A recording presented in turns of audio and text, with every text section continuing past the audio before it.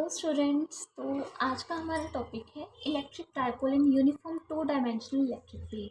मतलब electric dipole हमने पढ़ लिया था क्या होता है। अब हमने उस इलेक्ट्रिक डायपोल को यूनिफॉर्म इलेक्ट्रिक फील्ड में रखना है और उस इलेक्ट्रिक फील्ड का उस डायपोल के ऊपर क्या इफेक्ट पड़ेगा वो हमने आज स्टडी करना है। ठीक है। Now consider an electric dipole A B of dipole moment P is placed in a uniform electric field at an angle theta। मतलब मान लो मेरे पास एक यूनिफॉर्म इलेक्ट्रिक फील्ड है।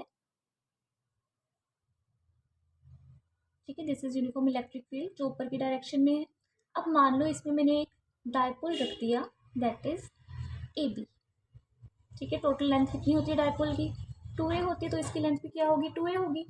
चलो, हमने क्या कहा था, consider electric dipole A B, कि हम एक ए बी डायपोल लेंगे जिसको हमने इलेक्ट्रिक फील्ड में रखना है एट एन एंगल थीटा। तो हम मानेंगे इसका एंगल कितना है theta. Then two equal and unlike and parallel forces acts on the dipole which rotates the dipole in anti clockwise direction.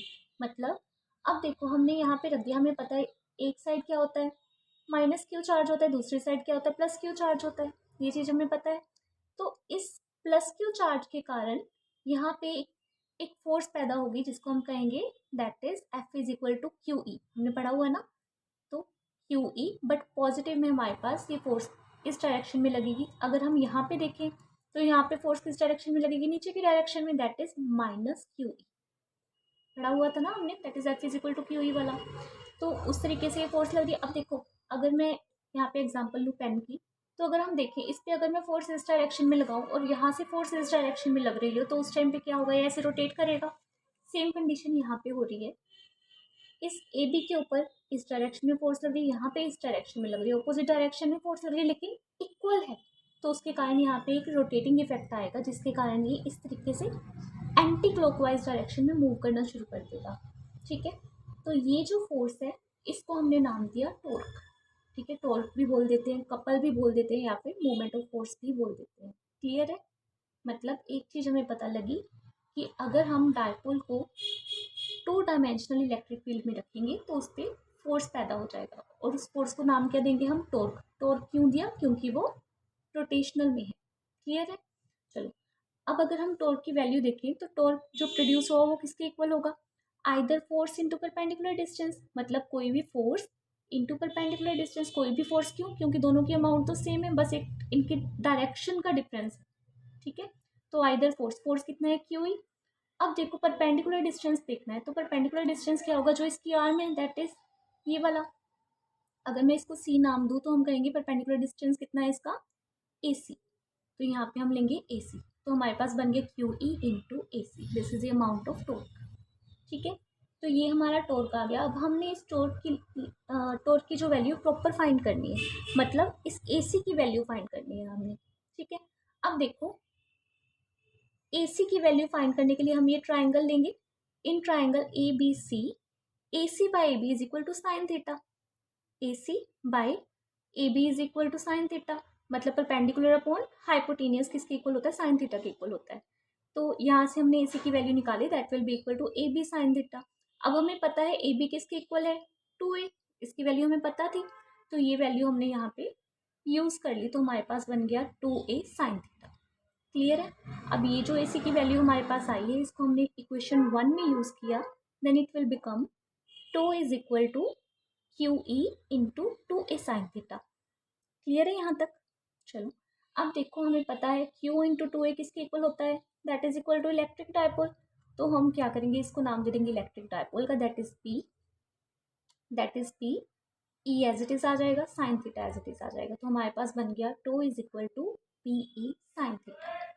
Clear है यहाँ तक। चलिए, ये था हमारे पास मैग्नीट्यूड फॉर्म में। अगर हम इसको वेक्टर फॉर्म में देखें तो क्या होगा, now in vector form tau is equal to P cross E. अब देखो यहाँ पे जो साइन थीटा था, पी ई साइन थीटा जो था वो क्या शो करता है हमें कि यहाँ पे वेक्टर प्रोडक्ट हो रहा है, तो हम साइन थीटा को हटा देंगे और इनके बीच में क्रॉस प्रोडक्ट लगा देंगे, दैट इज पी क्रॉस ई। ठीक है, अब अगर हम यूनिट देखें इस टो की, यूनिट क्या आ जाएगी, अब पी की यूनिट क्या थी, डायपोल की unit coulomb metre, electric field की यूनिट क्या थी, न्यूटन पर कूलम। कूलम से कूलम कट हो गया, हमारे पास आंसर आ गया न्यूटन मीटर। डायमेंशंस देख लेंगे। अब देखो न्यूटन मीटर, न्यूटन किसकी यूनिट थी? फोर्स की। मीटर डिस्टेंस की। फोर्स का ml/t -2, m का l, तो हमारे पास बन गया ml/t -2। क्लियर है यहाँ तक? Now we have to discuss some special cases. So first case is if dipole is along the same direction of electric field. अगर डायपोल की जो डायरेक्शन है वो सेम हो इलेक्ट्रिक फील्ड से तो उस टाइम क्या होगा? Theta zero.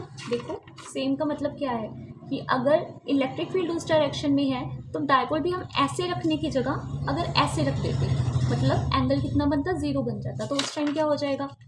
Sine zero zero होता है, तो हम कहेंगे उस टाइम पे कोई भी टॉर्क जो है वो एक्ट नहीं करेगा और इस कंडीशन को हम कहेंगे that is stable equilibrium. Clear है?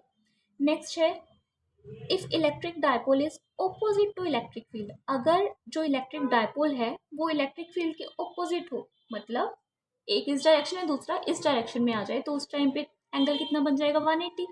तो साइन 180 कितना होता है? वो भी जीरो होता है। Then tau is also equal to zero. ठीक है, और ये जो हमारे पास कंडीशन है इसको हम बोलेंगे अनस्टेबल इक्विलिब्रियम। मतलब इक्विलिब्रियम है लेकिन ये अनस्टेबल है। ये वाला स्टेबल था, ये वाला अनस्टेबल है।